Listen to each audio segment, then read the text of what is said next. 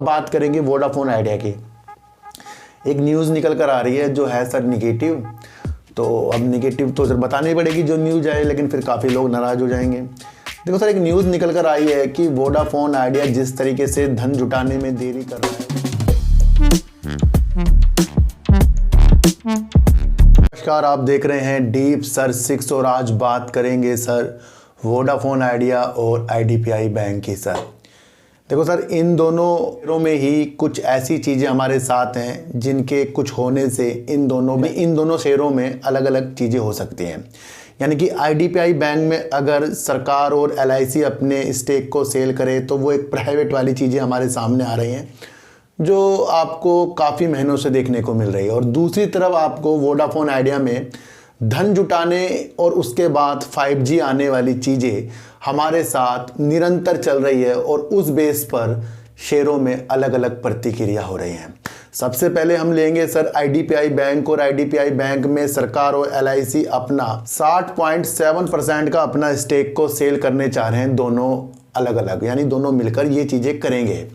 देखो सर, जो है आईडीपीआई बैंक में 45% है और वहीं पर एलआईसी जो है 49.24% है। ऐसी क्या न्यूज़ निकल कर आई जिसकी वजह से लग रहा है कि इसके अंदर एलआईसी जो है अभी अपना सारा का सारा स्टेक नहीं बेचेगी, बल्कि कुछ ज़्यादा ही इसके अंदर अपना थोड़ा सा स्टेक रखेगी। वो ये न्यूज़ है कि आईडीपीआई बैंक के अंदर एलआईसी अपनी जो बैंक बीमा करता है, यानी कि बैंक बीमा का मतलब एक इस तरीके का हो गया कि बैंक अपनी शाखाओं पर या अपनी ब्रांच पर दूसरी बीमा कंपनी के उत्पादों, यानी उनके जो अलग अलग प्रोडक्ट आते हैं, उत्पाद आते हैं, यानी कि अलग अलग बीमा आते हैं, उसको वो अपनी शाखा में बेचता है बैंक के द्वारा। यानी कि यहाँ पर बीमा कंपनी के जो भी वो अपनी चीज़ें सेल करता है तो वो करता है बैंक के द्वारा। ये एक बैंक बीमा होता है।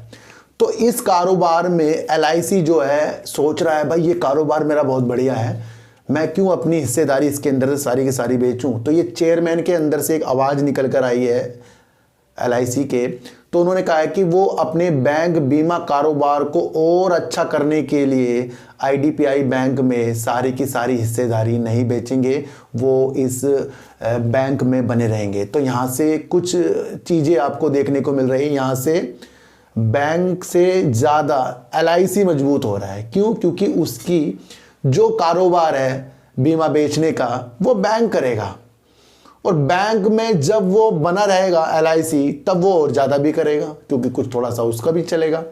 तो यहाँ से पॉजिटिव संकेत सर मुझे जब ज़्यादा लगते हैं एलआईसी के लगते हैं, तो एलआईसी का भी शेयर आता है, आपको ये पता है।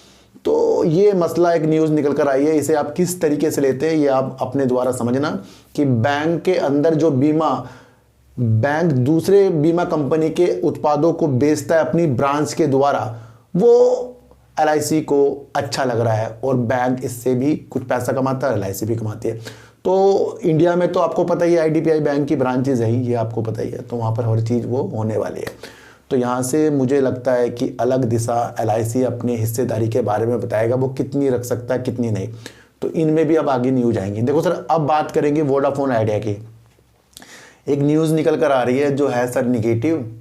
तो अब निगेटिव तो सर बतानी पड़ेगी जो न्यूज़ आए, लेकिन फिर काफ़ी लोग नाराज़ हो जाएंगे। देखो सर, एक न्यूज़ निकल कर आई है कि वोडाफोन आइडिया जिस तरीके से धन जुटाने में देरी कर रहा है उसकी वजह से वो अपना 5G लॉन्च करने में भी देरी कर रहा है, उससे प्रभावित हो रहे हैं, उससे सब्सक्राइबर भी गायब होते जा रहे हैं, ये आपको सबको पता है। दूसरा, हमें पता लग रहा था कि दिसंबर में कुछ ये अपनी धन जुटाने की चीज़ों के साथ निकलेगा और दिसंबर में कुछ अच्छी चीज़ें हो सकती हैं। तो एक रिपोर्ट निकल कर आई है कि दिसंबर में धन जुटाने वाली चीज़ों से चूक सकता है, यानी कि संभावना कम है कि ये दिसंबर में धन जुटा सके। तो ये क्या हो गया, ये एक निगेटिव न्यूज़ निकल कर आ गई है। देखो सर, निवेशकों के साथ, यानी कि जो पैसा देगा उनके साथ जो ये बातचीत समझौता कर रहा है उसमें विफल रहने के बाद ये अनुमान लगाया जा रहा है कि फंड जुटाने में जो दिसंबर की चीज़ें थी, समय था, उसके अंदर ये चूक सकता है। तो ये निगेटिव न्यूज़ आ गई है सर कि दिसंबर तक ये नहीं हो सकता। सर देखो सर, हो भी सकता है नहीं भी हो सकता है, पर ये न्यूज़ आई है तो इस न्यूज़ को आपको जानना है, थोड़ा सा नेगेटिव असर डाल सकती है। लेकिन दूसरी तरफ अगर आप देखें कि वोडाफोन आइडिया अमेरिका के बैंक से भी बातचीत कर रहा है। वो कर रहा है अपने 5G नेटवर्क के उपकरण खरीदने के लिए। निर्यात आयात बैंक जो अमेरिका का होता है, एक्जिम जो वहाँ का बैंक है, उससे ये निरंतर बातचीत कर रहा है, धन जुटाने की प्रक्रिया में लग रहा है, लेकिन वो अपने 5G नेटवर्क के उपकरणों के लिए। तो ये पॉजिटिव हो गया। तो देखो सर, जिस शेयर के अंदर, छोटा शेयर और वो अपनी प्रतिभा बहुत ज़्यादा निखार रहा है, उसके अंदर अभी तक तो इसके अंदर हमारी प्रतिक्रिया क्या थी सर, फंड आएगा दिसंबर तक या उसके बाद, और उसके बाद 5G चीज़ें होंगी। लेकिन यहाँ फंड की जो बातें थी उसमें विफल होने के बाद फिर उसके अंदर एक रिपोर्ट निकल कर आई है कि चूक सकता है। तो सर चूक सकता हो गया, सकता में हो भी सकता है, नहीं भी हो सकता है।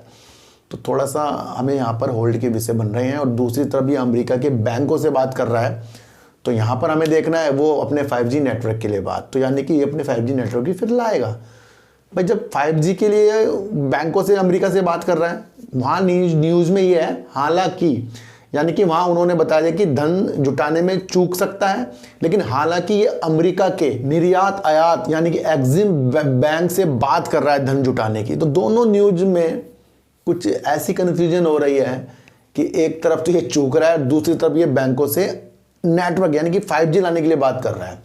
तो दोनों में से अगर एक भी चीज़ के लिए कुछ चीज़ें अच्छी हुई कि भाई उतना धन नहीं लाया, लेकिन जितना धन लाया उससे इसका 5G चल जाए, या फिर धन लिया है, तो उन चीज़ों में ये शेयर रहने वाला है। तो सर संभल कर इन छोटे शेयरों में हमें रहना पड़ेगा।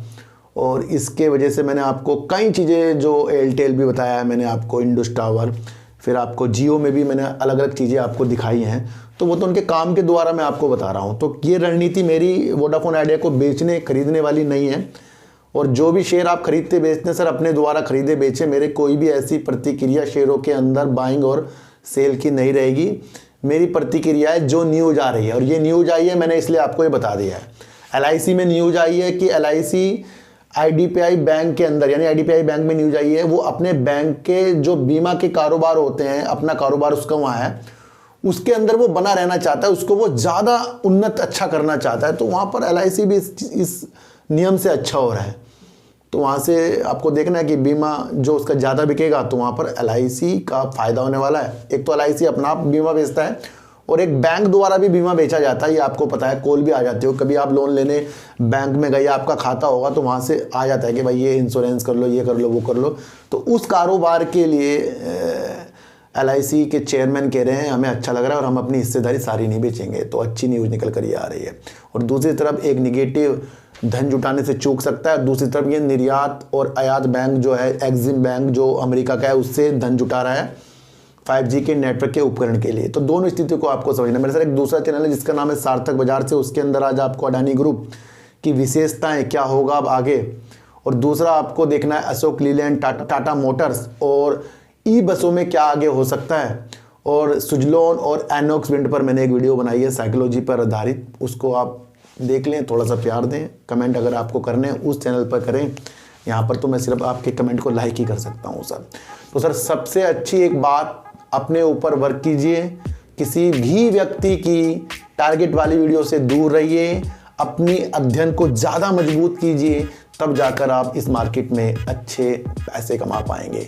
ज़्यादा भी ना कमाएं पर अपने मूलधन को कम ना करें, इतनी शक्ति तो आपके अंदर इस चैनल से आएगी। तो सर फिर मिलेंगे आपसे नई वीडियो के साथ, जब तक के लिए नमस्कार।